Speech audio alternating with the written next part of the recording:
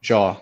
We don't have to just talk about social order stuff because I'm obviously not that processed on it, but we can talk about anything else as well. That's fair. I mean, I just say the same old stuff I always say. Society, it happens in cycles, this and that, and it happened in China. But Well, I'll try to talk about society as well. society. You always tease me for that. That's Okay, hello everyone. How's it going? Hope everyone's having Hi, a nice everybody. day. I'm here with Jason. He wanted to have a chat, and I thought we'd just live stream it. So, Jason, how's your day going? It's a pretty good day. It's a nice, relaxing Sunday, So just been doing what I usually do, eating lots of vegetable curry. Eat them vegetables. Get that fiber. Get get Yeah, get get that get, get fiber everything in. flowing through your body, so it's all Yeah. right. So your Also chakras just align. chilling with the kitty. Okay, Jason. Back to here. Stop pulling in other organisms in the Other tribe conversation. members. What? Other tribe members. Other tribe Get that members. cat out of here. Get that cat out of here. Okay, I need to Yeah. So, we've been talking for a while. It's been very nice talking to you. We help each other process our opposite functions. But we've kind of been Yeah. spinning on figuring out what social order types we are. I think you are a responsible person. I think you are a very responsible person, Jason. Jason, now is the time for you to tell me that I'm a very egotistical person. Ah.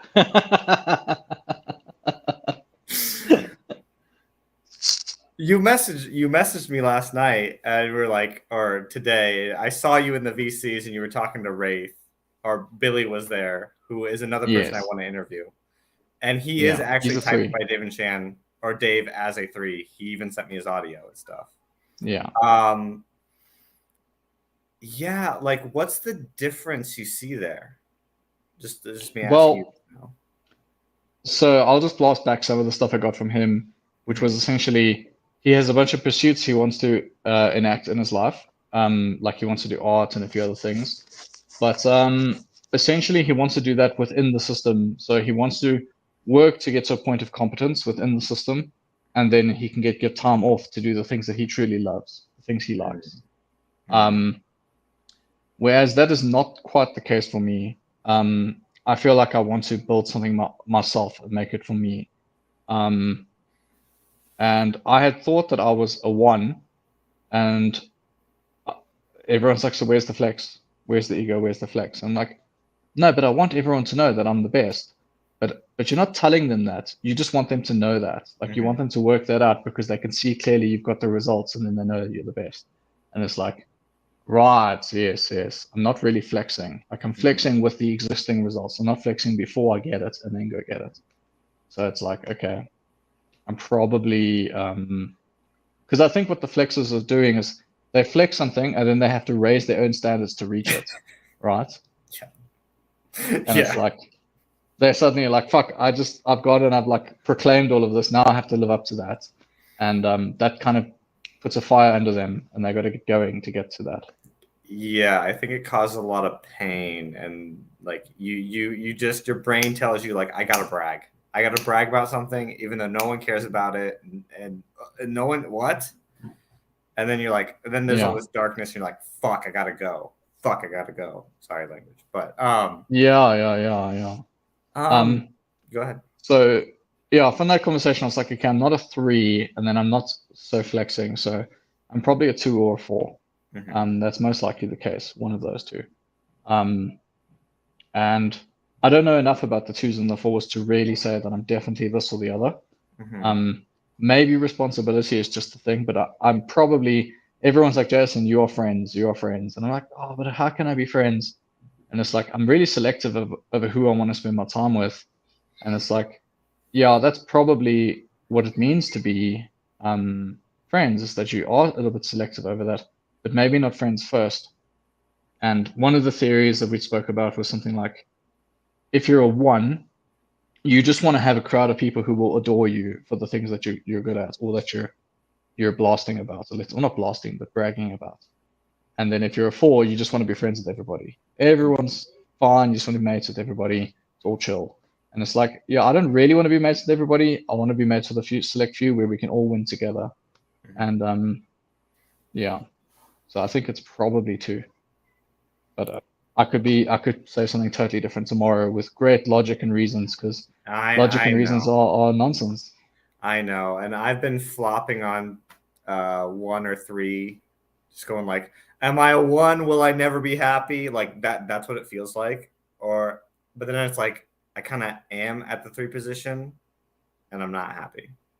So I'm like, and I mean, like, I have people like, Gray reaches out to me and she's still trying to convince me I'm a 1, and I can take her point. Like her point to me is, I have this story about Tolkien, and it's like, well, Tolkien just wanted to make languages and tell some story and be in fantasy land. He's like, you want to be Tolkien because Tolkien was the best. I'm like, yeah, you got me. Yeah. You got me. Yeah. Like, it's a bit more egotistical. But I also saw from my interview with Jono, like they keep saying 1s are like the most inspiring, and I'm like, yeah, I really like inspiring people. I really like getting in someone's face and like, let's go. It's time to go. Like, tell them, do this. But what do you think about inspiration then just being a temporary thing? Like, because if that's your role, then your role is to always fulfill a temporary purpose with others. That's not going to make you legendary in the long run, because people will forget. So that probably isn't going to fulfill you if you are a 1. I'm aware, but like there is the ego trip of like, I inspired you. I got in your face. I led, in a way. Yeah. Yeah. You got your little posse that It's a little. You were leading. It is temporary, and I know it's a bit fake. I know. I'm very much in my head going like, even just these days, we all talk about how we're kind of, sometimes you feel like you're in limbo, and I'm just like, okay, I need to work on no distractions. When I get up, I get up. When I go, I got to do everything as I say I'm going to do it. Yesterday I was just like, do my taxes. And like, literally there have been previous years where it's just been like, my taxes. But that's progress, right? It is now, because you had your own self-imposed deadline, and you're like, I need to do my taxes today, and it's like, wow, they do tomorrow? No, I want to get them done today. Yeah. I need to be someone who doesn't put stuff off to the last minute anymore. Yeah. I would say that if you probably are a 1 and you're DI, and you are flexing, like, because you're so allowed as a DI, you feel very allowed, so you can just be like, oh, I'm going to do that, or I'm going to say that, and whatever, I'm a DI, so just live with it. But being masculine DI, especially FI, you're going to put a lot of pressure on yourself. So if you do set the bar really high, that's going to be tough, because you're going to put so much pressure on yourself. And it's like everyone else can say, oh, but don't be so serious. Don't put so much pressure on yourself. And that's just going to upset you. Yeah. It happens all the time. Yes. People go, you're so hard on yourself. I'm like, yeah, I gotta be hard on myself. I gotta do better. I gotta do better. I'm like, my brain is on fire. It's but yeah. But Jason, like, I kind of want to talk about, like, you've kind of shared with me your kind of life story, and you were talking about how when they were talking about the 2s, telling everyone to get on my back, I'll get you to join, and then you feel like you want to carry everyone along, and then they all kind of, you feel like they let you down because they're like, pull your own weight. Let's all pull our own weight, Yeah, something like that. Like I shouted at the screen when Shan was saying, the 2s want to put them. I literally had a visceral reaction. I was like, no, I don't want to hear this. Like, this is just too much.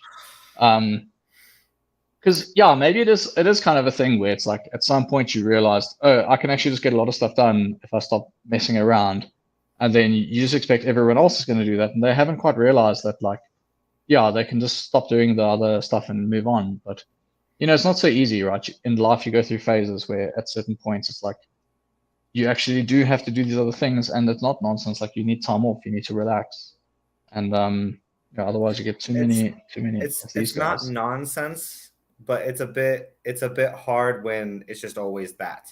It's just always relaxation. Yeah, And you're like, yeah, it's got what are we doing? What are we doing? Where are we going? Are we going somewhere? yeah. Can we go somewhere?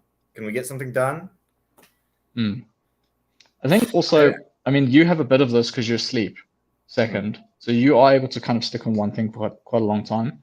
And I think what happens with the OIs is we can burn ourselves out because we are able to focus on something for a long period of time and keep working at it, and then we don't realize that we actually need to channel change because our brain is like getting tired of it, and then we get totally sick of the thing and abandon it. Um, and yeah, if you don't have that balance, you are going to binge certain things, and it's not going to be healthy for you. So like, I think I've done that in my life, and that's caused me in certain situations where I feel like I need to be responsible for things, and I just can't do them. I'm just like, sorry, flat out, I can't do anything. I have no energy. I'm kaput. I'm out. And it's that's what's kind of like interesting. Like we all have our limits. And so like responsibility kind of sounds like this magical, like do extra credit, steal it. But it's like Dave and Shan went through a time, oh, how long was it where they were depressed? He said he didn't know the new cars. Do you know how long it was? Does he say 10 years or something like that? something like it. But Dave's been very sad for like most of his life. Yeah. Like, he's had a lot of difficulties. Yeah. Yeah. So it's not that like we're just invincible. Like we all have limits. And I'm like, I mean, I was talking to my friend Neil the last night, and she was teasing me for talking to all the STs, and I just started going like, yeah, I need help with this one thing, man. I need help with this one Yeah. thing. Come on, like this thing is burning me, and I'm like, I am willing to do 51% because I know if I don't, I will just fucking slap you across the face and say, get off me. I don't want your help anymore. And then and I'm like, nope, I gotta go get the help. But I will tell you, it is very painful to ask for help sometimes. Like it has been like painful to ask Yeah. for help. I've been through that. I worked a job where I needed to ask for help, and I did ask for help a lot of the time. But like, it gets to the point where it's like, so I was struggling with something else in life, and I knew my work was suffering for it, and I was asking other people. I was like saying like, hey, like, I'm battling here, and then they're like, are you okay? I'm like, yes, I'm fine, I'm fine. And then eventually it's just like the big crash comes. So it is hard to ask for help, and it's hard to accept help because it hits your ego. It really hits your ego quite hard. Yeah. That's the biggest thing. Yeah. Is like, oh, I'm incompetent because I needed help, and it's like, And I started reading that growth mindset book, and I'm starting to think, I'm like, okay, I think we all need to listen to this because my brain starts going, it's talking about the growth versus fixed mindset, and I start going, oh fuck, all the times I was fixed mindset where literally I was like, I just have to already have the natural innate talent and think I'm better. And it's just like every time that's kicked me in the ass or kept me from doing more. It's like but I gotta get it. I gotta get I'm here to improve. I'm not here to be the best, which is like it's difficult. yeah. And something we mentioned the other day as well was that, it's the interesting thing about the growth mindset stuff is that you can be fixed mindset in places you're not aware of. Yeah. Well, that's actually kind of what you were mentioning now. Yes. And it's like, yeah, you just don't even realize that you just expected to be good at this thing because you were good at that other thing. And then you're sad that you're not good at this thing as well. And it's like, have you put in the work? Have you put in the hours? Have you put in effort? And even if you have put in hours and effort, I mean, if you really want to progress at something, you've got to do, I don't know if you know the inchworm learning model, adult learning model, the inchworm model. I feel like you've told me So, about this before. yeah, it's something I got from a poker book. And what's really fascinating about it is, if you imagine a worm, where's my finger? Imagine like this thing called an inchworm, and the way it moves is it stretches forward and then it pulls. It stretches forward and then it pulls. And so if you imagine the two ends of the worm as the A game and the C game, when you improve on your skills, you stretch the worm out. So your worm gets really long, gets really, really long. And you've now improved your A game. But your C game is what happens when you're emotional, you're upset, things are not going very well in your life, and you're not playing perfectly. And so what ends up happening is you get massively varying results because you're really good on one end of the worm and not that good on the other end of the worm.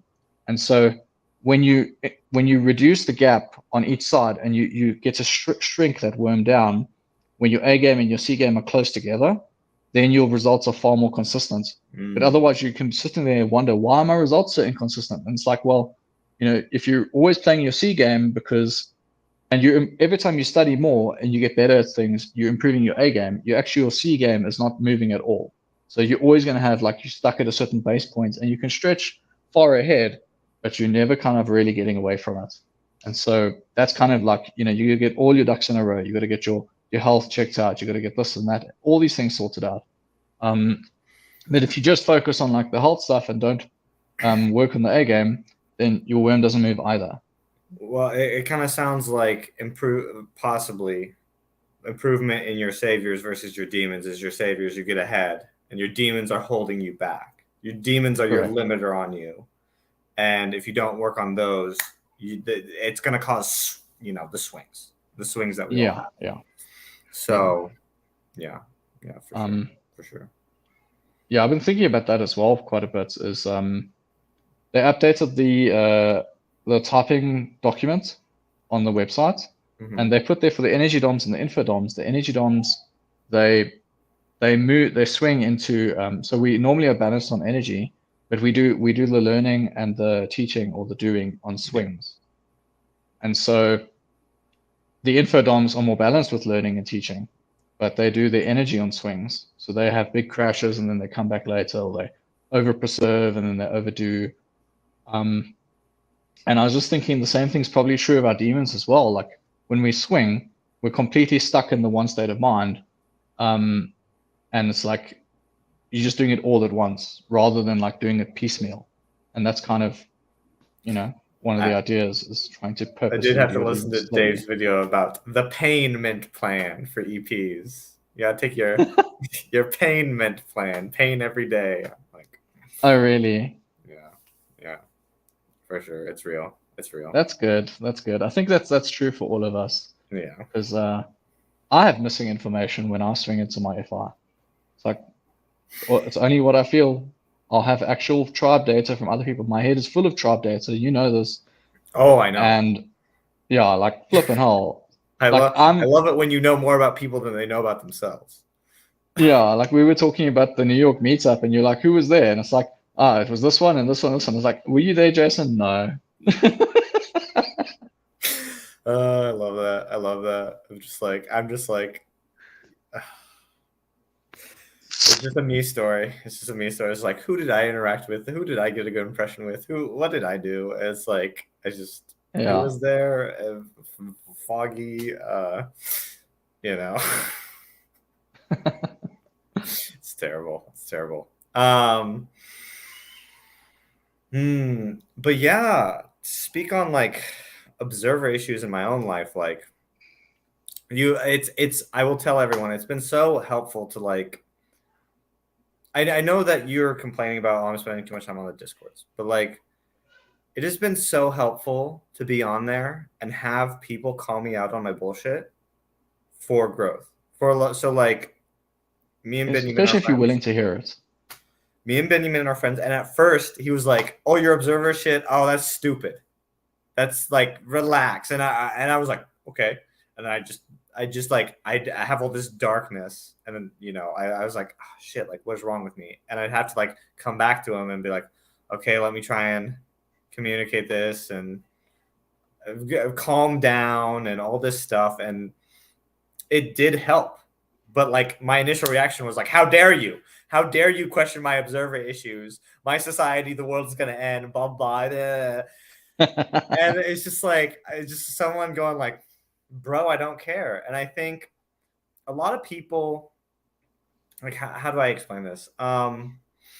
There's kind of this tiers of the OPS community of people who are just commenting on the YouTube, people who are quiet on YouTube, just watching it, just never part of it. People who comment, people who go on Facebook, people who get into the Discord, and then people who actually want to contribute, right? And at each level, you're kind of held back by like, well, I don't want anyone to tell me I'm wrong, or maybe I'm projecting, but like, it actually was like, I literally had to put down my goals when I was joining the OPS community. Like, ask someone in the OPS community for help on this career thing because of wherever I was going at the time. And it was Yeah, like, back in the oh, day. I don't want to ask for help. I don't want to ask for help. I don't want to change what I already think. I don't want to have to confront this yet, but I did.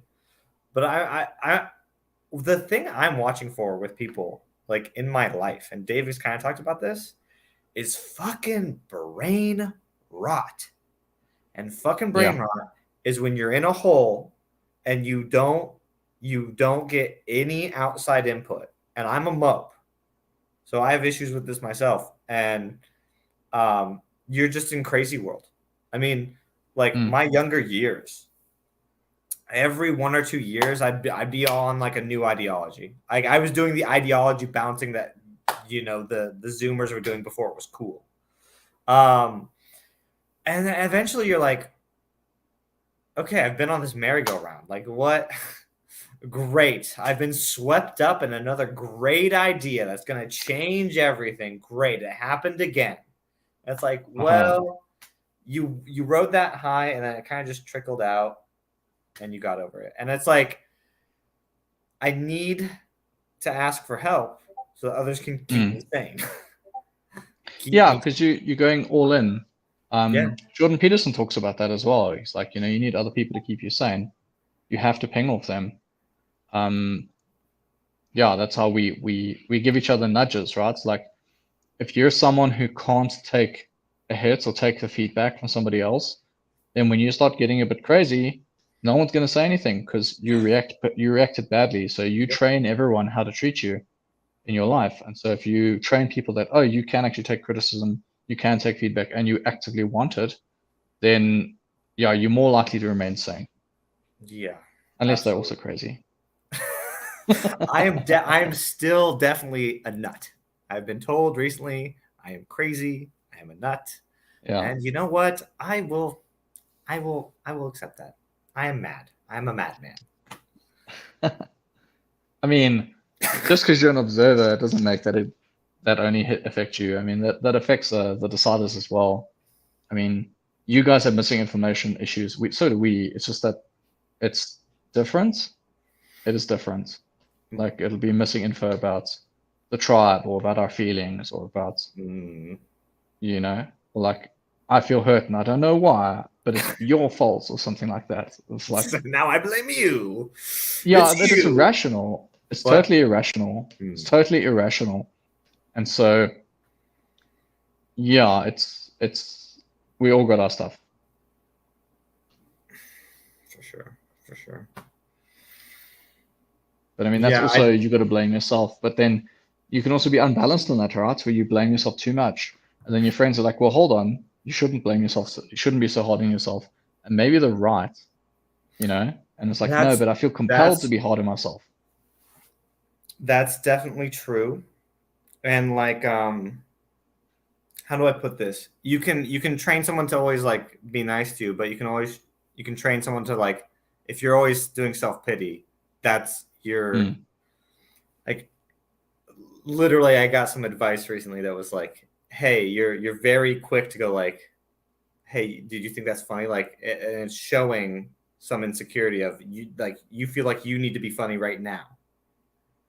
And we talked it out, and I was like, and this person kind of told me, yeah, most people are walking around like, apologizing for their existence. And it puts a expectation on whoever the viewer is to like pad them out, but no one wants to be around that.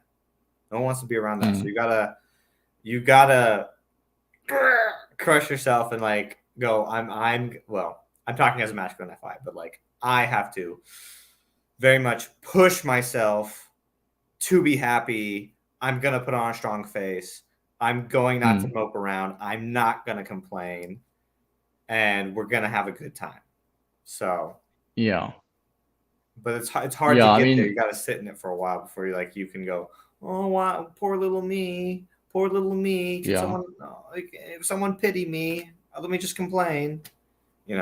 Yeah, but I think it's hard, right? Because some of the people they're worried that they're overstepping a boundary with somebody else, and they're afraid they're going to do that. So they don't know quite where the line is. And I think we're a bit screwed as society at the moment because we are tending to not socialize in person as much. Yes, Hey, you said I said the society. word. I said the My word favorite society. word, best word. Um, no, but really, we're not socializing as well as we used to. And so some of us grew up in, properly parented homes, and we socialized correctly from a younger age, and we have proper boundaries with ourselves and others, and we can sort that out. And other people, they don't know where the line is, and they had a negative reaction from someone in the past, and now they overreact to that in the future. And maybe they didn't even have a negative reaction; they're just afraid, and it's hard. I mean, yeah. I have my own way of working with that, but it's not something that works for everyone. I just say to the people, overstep boundaries with me, do it. It's up to me to say no. It's up to me to say that's too far. And if I have a problem with it, I will assertively discuss it with you and we'll talk it out and we'll sort it out. Like you and I have had like a quarrel or two in the past. And it's like, hey, dude, that's not cool. And you're like, okay, cool. And then we talk it out a bit and like maybe I'm going too far because I'm being too decidery. And then you're like, yeah, I think that's a bit too decidery. And I'm like trying to find where the line is. I have to find where the line is. And that's how I do it, Maybe I that's glass I don't half. even recall what happened. What we fought? Oh God, I hate me. What? The worst. I don't know what you're talking about, Jason. Just rolled off my back. Terrible. Time to move on. Terrible. Let's get back to society. That's the real question. Okay. What's wrong with society? Lack of discipline. That's what's wrong with society. That's my answer. Nah, I always just say everyone's too certain. What? People are too certain. People are too certain. Yeah. Oh, that's definitely the issue with the internet. It's your own fun house of black mirrors telling you what you want to hear. You can hear whatever Yeah. you want. You can go down whatever you hole, and the algorithm's going to go, oh, you like this? Let's give you more of it. There's no accountability. Yeah. The only accountability is, Yeah. do people like it? Do people like hearing it? Yeah.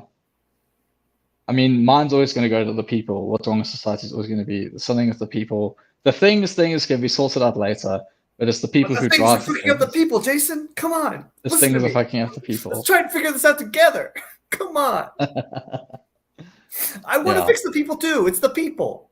Only the people can maintain the things. Yeah, shit, that might be over true. too. That might be over. Yeah, I might fix that. Shit, we're fucked. I give up. You know what? I've decided just now. I'm officially a nihilist. I believe in nothing. Nothing. Okay.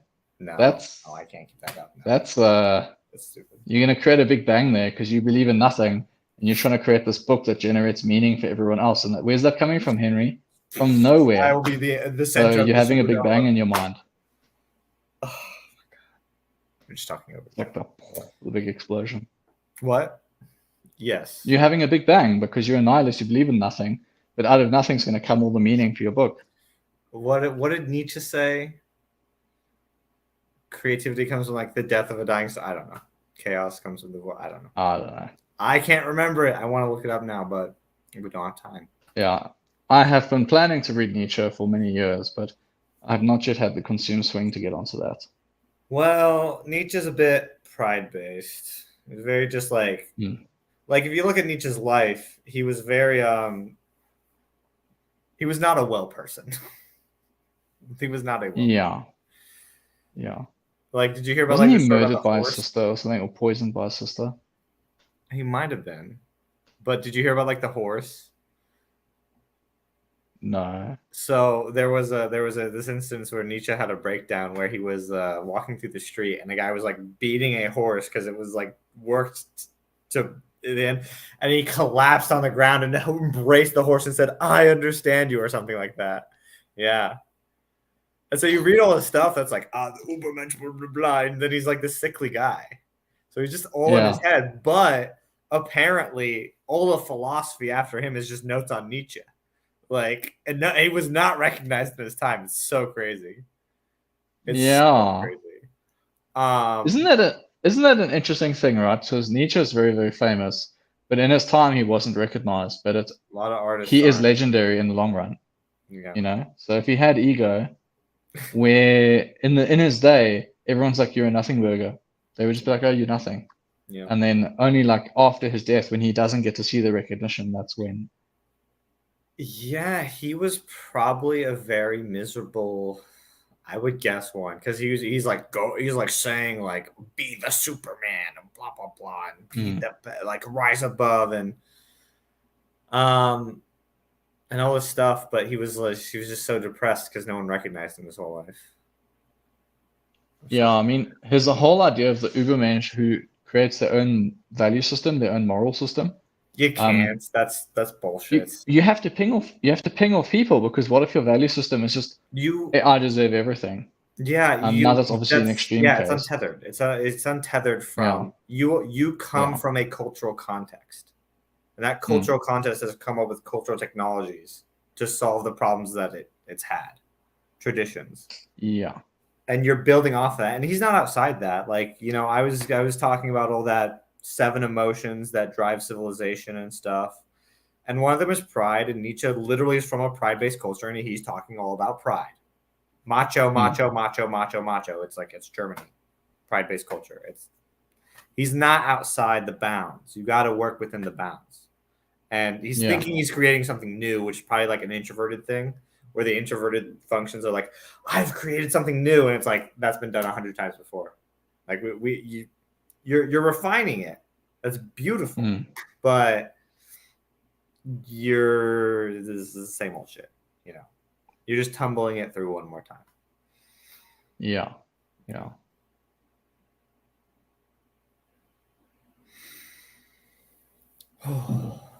But,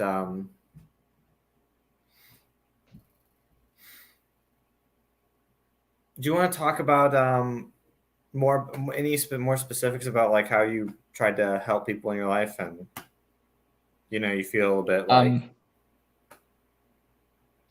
so I mean, story going on. You want like helping people in life. I mean, in general, like I always try to weigh the cost benefit to see like how much time and resources it costs to help someone.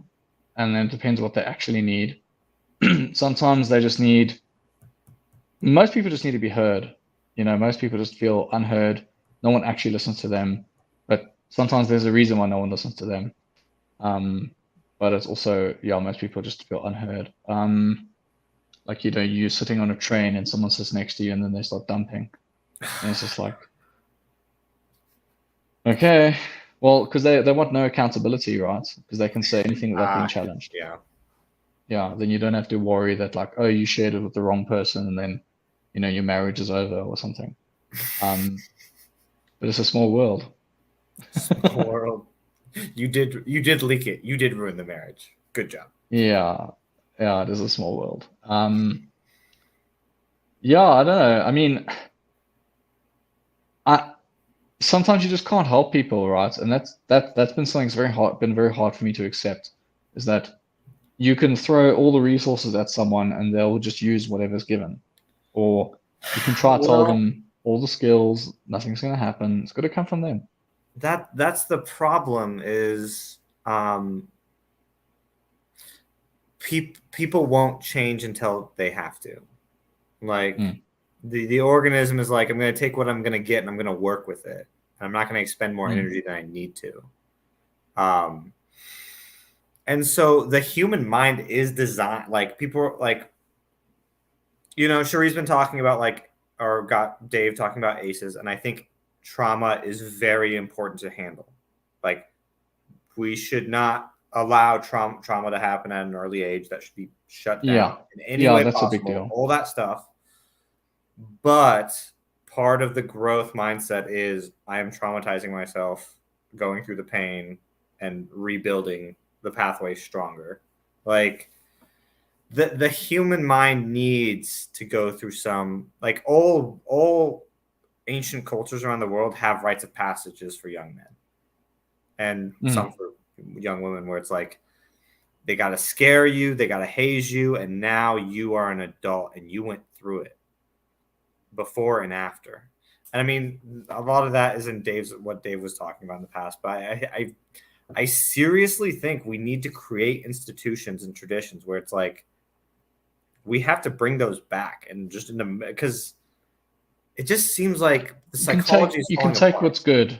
You can take what's good and what's useful, and codify it, right? Mhm. You don't have to. We don't have to play a random game where like we're not sure what information is useful, so we'll just take all of it. You can just take what is useful and apply it.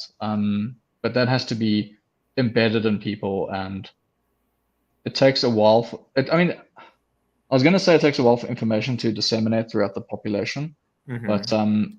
we can spread information really easily. It's just a question of will people accept it? Because what if the information is just something hard, like, take responsibility, for example, stop messing around. And it's like, well, that's actually pretty hard to do. Like, because living on easy creature comforts is so simple.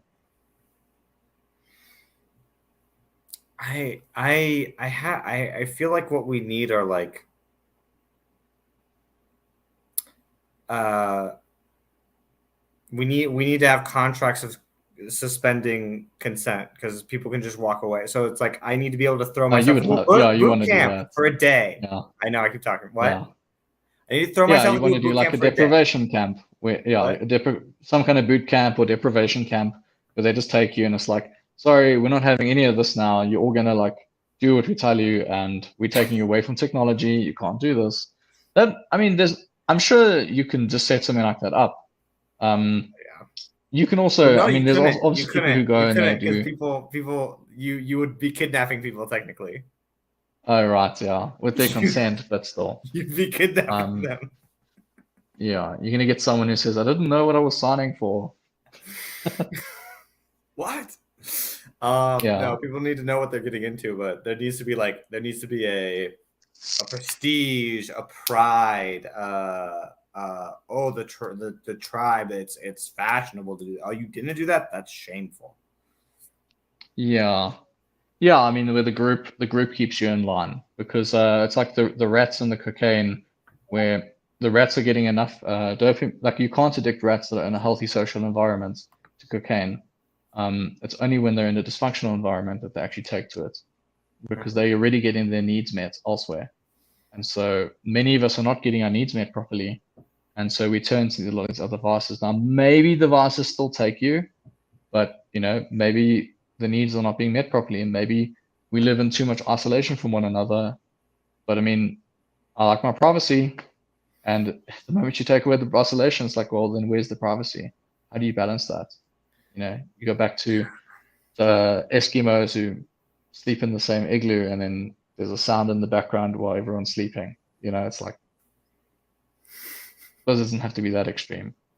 But It still, doesn't. Yeah, there's a balance. There's a balance to be had. But like I was consuming this one book that was about. It was called I can't remember. It's called the Upswing or something, and it was basically about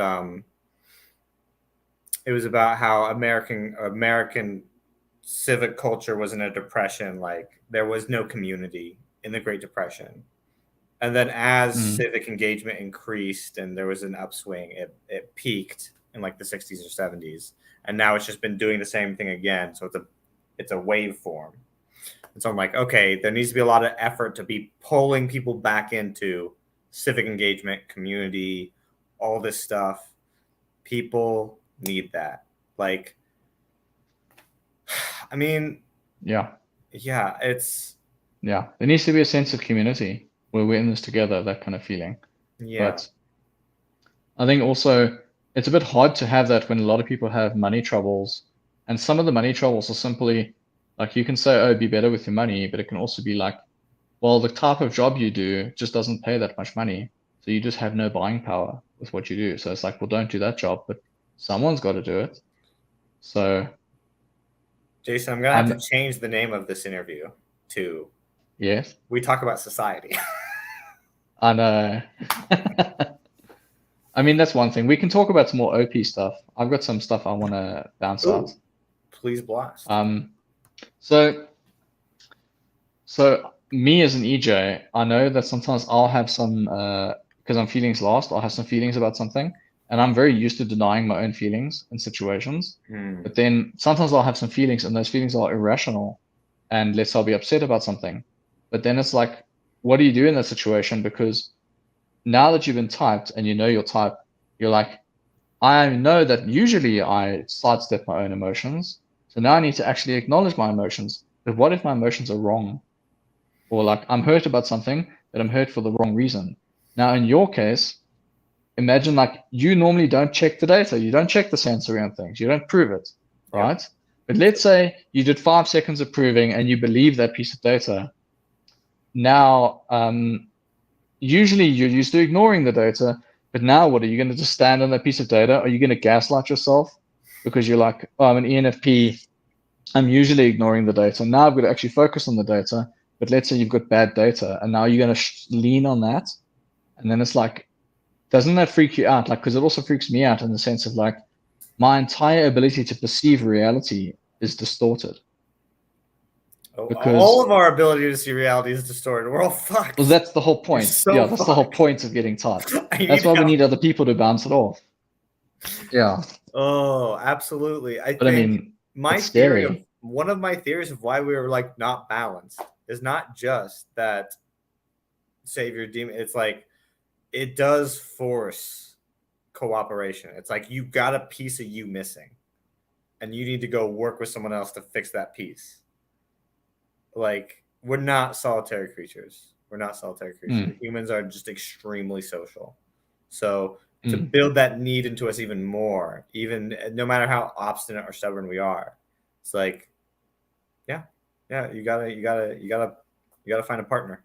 You gotta find partners. You gotta find a tribe. Yeah, absolutely. I think that's also been an interesting thing, like especially with us being opposites, you know, because you're my demons, I'm your saviors. Yes. You know what I mean? Yeah, it's also just Jason. Interesting to bounce that stuff around. You complete me. Why are you gonna make it weird? Oh, I'm sorry. I guess I'm just a flirt. Ah, jeez. Incorrigible. I love you, Jason. I love you so much. I'm professing my love for you right now. Like, stop.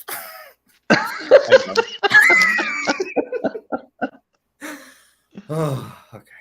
I'm good. It's all good.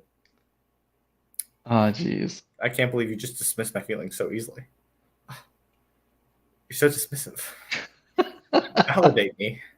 I don't even know how to respond or balance it. It's like, it's just going to feel weird. Okay, I love you, Henry. I love you to bits. You're the best.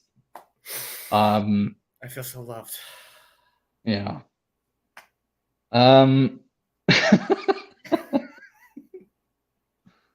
We're deleting it all. Jeez. I'm taking it down. I'm ending the stream. Yeah. What did you say? I said I'm ending the stream. We're cutting it off. I can't go on. It's too awkward. I'm getting called from my mother. I'm just Yeah. But okay, so your thing is you want to create your book, right? That's going to help everyone. So what I want to do is I want to build better tools that everyone can use. So I currently think that if I can build better toolkits, that will allow people to get more increases in productivity. And so it's kind of creating, instead of creating an actual physical thing, I want to create the thing that lets you create more things. And if I can improve that mechanism, I feel like I would have done something with my life. So I want to do that. And then also what's very important to me is raising kids and having a family that's better than the one I had. And so I want my kids to grow up quite well and have their needs met and be healthy adults And obviously, I have to become a healthy adult myself. So that's the first step. And then from that point, I can try and, grow my kids up better. But yeah, ultimately, I want to build the tool. Yeah, the tool that lets other things be created. And so I'm doing that through. I'm probably going to just try to do it through coding, but I might branch off at another point in the future. But I'm building it off of information theory. So one of the cool things that I find that OP maybe just sort of realized, I know it might seem obvious to other people, is like the introverted functions are stacking. And so like, when you have TI, you're stacking a bunch of logic. And so what that means is you don't have to keep thinking through the whole way through in the stack. You can just work with the next piece. And so maybe I've jumped into TE land, but it's like, you don't have to know all the underlying workings as long as you've got something there. So you can progress us forward. But obviously, if you take that one piece of knowledge away, humanity just goes backwards. But that's what we are, essentially. We've got a working memory of like 9 digits or something in our head, yet we're able to create more and more complicated stuff over time through our ability to write things down, collaborate, work together. So we're actually are quite a basic species, but yet we're able to, over time, accumulate and create really, really powerful, amazing things. And yeah, I mean, today we look at people who have a lot of money, and it's like they kind of do have a lot of power and ability to do things, but we are also like you and I, like, we're just ordinary citizens, and we've got the ability to communicate with one another across the world. And if we want to, we can hop on a plane and fly somewhere. It might take a while, it might be a bit expensive, but we can afford to do it. And we can buy food and get food from all over the place. And it's like, you couldn't really do that kind of stuff as a king back in the day. So I think over time, money is just going to become less important because the services just get cheaper and cheaper as time progresses. So like, what can you do with 10 million that you can't do with, what can you do with 100 million that you can't do with 10, except for something absurd? Like, and maybe in the millions is even too high. You don't need to be that high. And what actually matters in life, your community, your family, the people you love. If you lose all the other stuff and you keep that, is that not enough? It's true. It's true. I feel like, like my struggle, my journey is breaking down your standards for yourself and your community and all this stuff are just you're asking way too much. You're expecting way too much. You need to break that down. You need to make that more realistic. Like you want magic. You want magic to happen. It's like, well, nope, you gotta live in the real world. It's not like that. It's not like that at all. Yeah.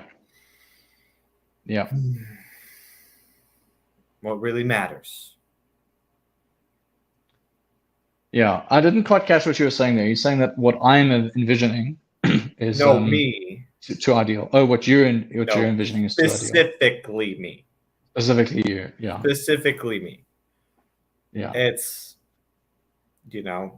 I'm living in a world where it's like I'll have all this. Everything. The adoration. Yes. Too much. Then I'm like, yeah, I gotta break it down. I gotta find a smaller mountain to climb than change everything. I gotta care about family and community and all that stuff and friends and yeah. I mean, you got to win in many areas. You can't just win in one and then call it a victory. You have to win in multiple domains. Yeah.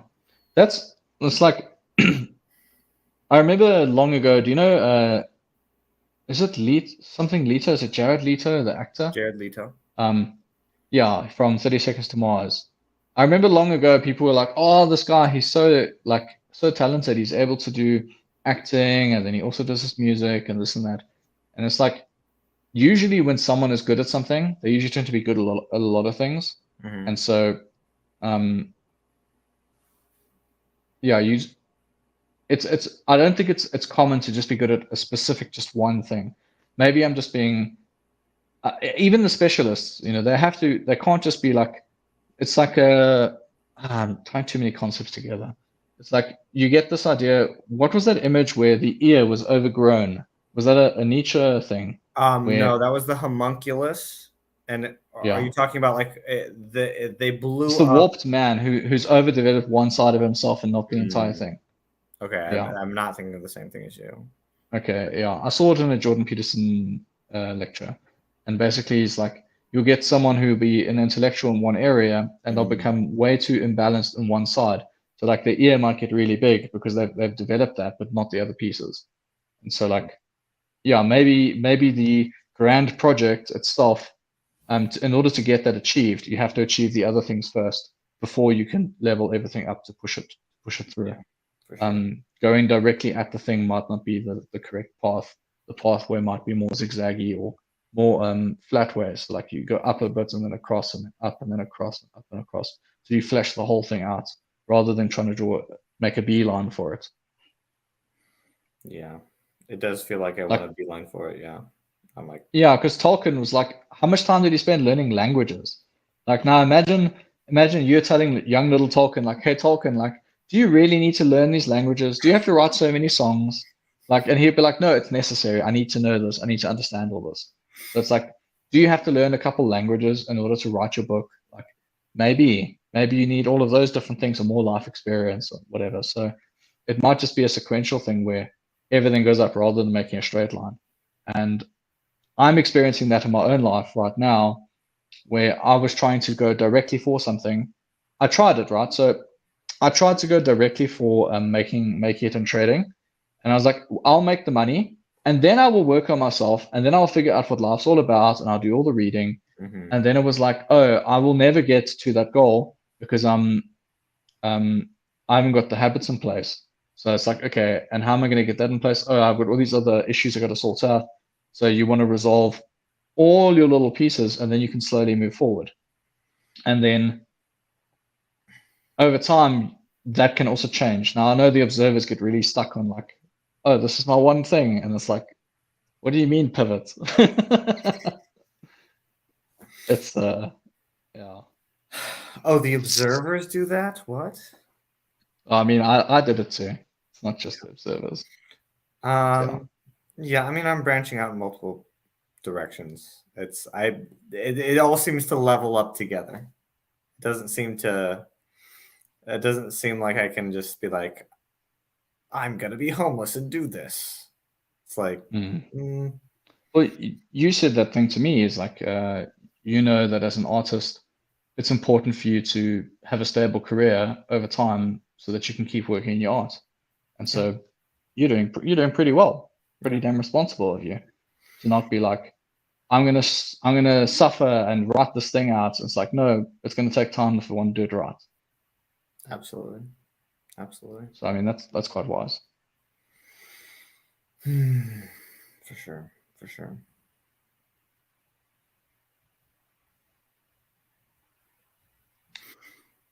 Well, Jason, it's been lovely talking to you.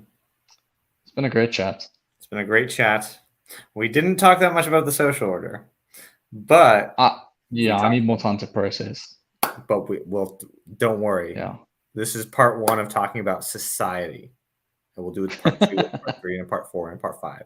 And at the end, people will actually understand what's going on. We'll get to the nugget. We'll get to the secrets. We'll know. Yes. We'll figure it out. Okay. Jason, I love you. Okay, bye.